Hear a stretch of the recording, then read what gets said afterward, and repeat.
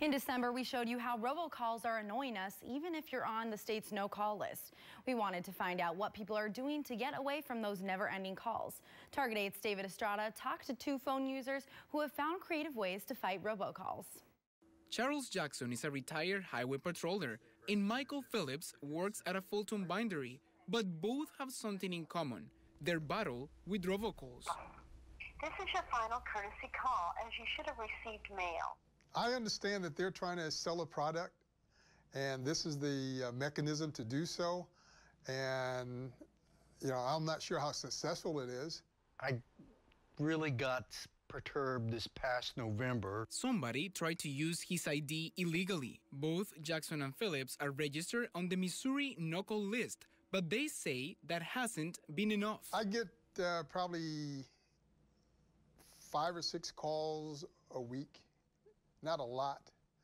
Sometimes from that same number, I'll get several calls from that same number, and if I don't answer it for 3 or 4 days or a week, then they'll stop calling. Phillips says he has researched different options to block robocalls on his cell phone and landline, one of those offered by the provider of his phone service at home. Call features, automated call screening.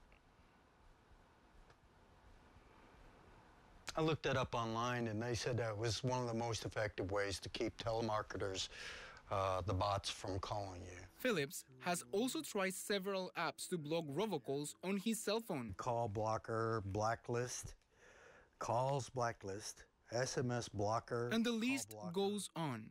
He recently installed RoboKiller, an app that blocks some robocalls and even plays pre-recorded conversations like this one between two people, meant to confuse the spam callers. Yeah, hello? No, brother, I got it. Brother! No. Brother, why are you calling me? No, I'm not calling you. I'm on the phone with someone. Jackson says he would be willing to try an app for his cell phone, but his strategy to fight robocalls is even simpler. I just don't answer the calls of unknown numbers, and I let it go to voicemail. So now we're getting ready to do an experiment here. I wanted to show you how that voicemail from Mr. Charles sounds. So I'm going to give him a call just so you can hear it. Let's give it a try. All right. Let's see. Due to the large number of telemarketing calls, I do not answer numbers I do not recognize.